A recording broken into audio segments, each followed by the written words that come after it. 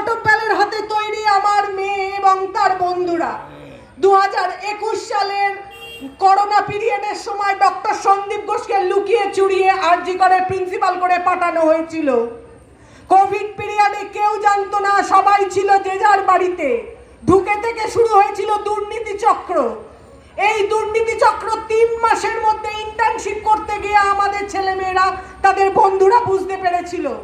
তাই জন্য তারা 2021 সালের অক্টোবর মাসে প্রথম প্রতিবাদ করেছিল, আরজি করের কান্না এই প্রিন্সি আর না, আরজি করের কান্না এই প্রিন্সি আর না। এই দুয়ো তুলেছিল কাগজে, কলমে, পেপারে, টিভিতে, ইউটিউবে, সর্বত্র দেখিয়েছিল। বড় বড় বৈঠক হয়েছিল, ডক্টর নির্মল মাঝি, ডক্টর শান্তনু সেন, ডক্টর সুদীপ্ত রায়, সবাইকে নিয়ে বসে মিটিং হয়েছিল। তখন তাদের আশ্বস্ত করা হয়েছিল, না না এই প্রিন্সিপালকে আমরা সরিয়ে দেব। কিছুদিনের জন্য গা ঢাকা দিয়েছিল স্বাস্থ্য ভবনে। তারপর যেই আন্দোলন ধামাচাপা পড়লো, বাধ্য হলো ধামাচাপা দিতে ওপর মহল থেকে চাপ দিয়ে, তখন আমার মেয়ে এবং কয়েকজনকে এই প্রিন্সিপাল যা অকথ্য অত্যাচার করেছে তার কিছু অংশ আমি 14 তারিখ সোদপুরে বলেছিলাম।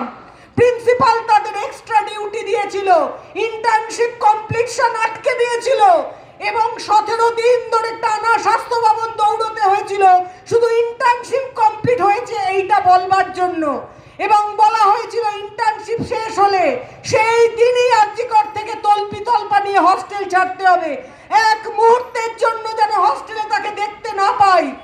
একমাত্র মেয়ে আমার, বাকি ছিল 7টি ছেলে।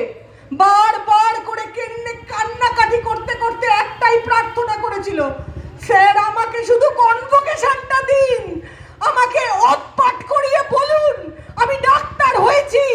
এই কান্নাটাকে বোঝবার জন্য আমরা দৌড়ে দৌড়ে গেছি বিভিন্ন প্রান্তে। হারামজাদা প্রিন্সিপাল সন্দীপ ঘোষ, শুয়োরের জাত, সেদিন দেয়নি, উল্টে ঘরের মধ্যে ডেকে অকথ্য ভাষায় গালাগালি করে বলেছিল মাথার চুলটা দেখিয়ে, এটাও আমার ছিঁড়তে পারলি না তোরা। সেই হচ্ছে প্রিন্সিপাল সন্দীপ ঘোষ। সময়ের অতলে আমার মেয়ে বেরিয়ে এসেছে, তার বন্ধুরাও বেরিয়ে এসেছে। হাউস স্টাফশিপে নাম থাকা সত্ত্বেও তাকে করতে দেয়নি। বলতে পারিনি বোধহয় যে 2-3 লাখ টাকা দিলে করতে দেবো। বুঝতে পেরেছিল নিম্নবিত্ত পরিবার তো, হয়তো টাকা দিতে পারবে না, জোর করলে এখান থেকে পালাবে। অনেক চেষ্টা করে মাথা খুঁড়ে তারপর বারাসাত মেডিকেল কলেজে হাউস স্টাফশিপ করেছি, তারপর এখন বর্ধমান। তো এই সন্দীপ ঘোষের কীর্তি আমাদের জানার কোনো বাকি নেই। প্রথম থেকে আবারও বলছি, ওয়েস্ট বেঙ্গলে যে সিন্ডিকেট স্বাস্থ্য চলছে তা অনেক আগে আমার মেয়েরা তুলে ধরেছিল, কিন্তু তখন কোনো পারিপার্শ্বিক সহায়তা পাইনি। তাই কেরিয়ার শেষ হয়ে যাবে এই ভয়ে আমরা মুখ বুজে থেকেছি। আজ যখন প্রমাণিত হয়েছে সেটা, আমরা যেভাবেই হোক পুলিশের এবং প্রশাসনের শিরদাঁড়াকে সোজা করতে চেষ্টা করব।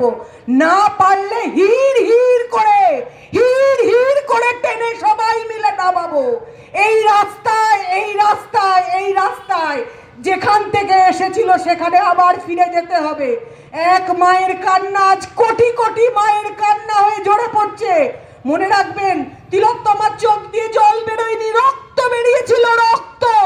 সেই রক্তের প্রতিদান কিভাবে দিতে হয় আমরা মায়েরা, আমরা মেয়েরা যেন কেউ না ভুলি। আগামী 8ই সেপ্টেম্বর সারা বিশ্ব জুড়ে প্রতিবাদ হবে, দেশ বিদেশে। সারা পৃথিবীর কাছে বাঙালির লজ্জা এই ঘৃণ্য সরকার, এই ঘৃণ্য সমাজ। যত তাড়াতাড়ি পারেন টেনে নামিয়ে আনুন, টেনে টেনে টেনে। শেষে বলবো, we want justice, we want justice, we want justice.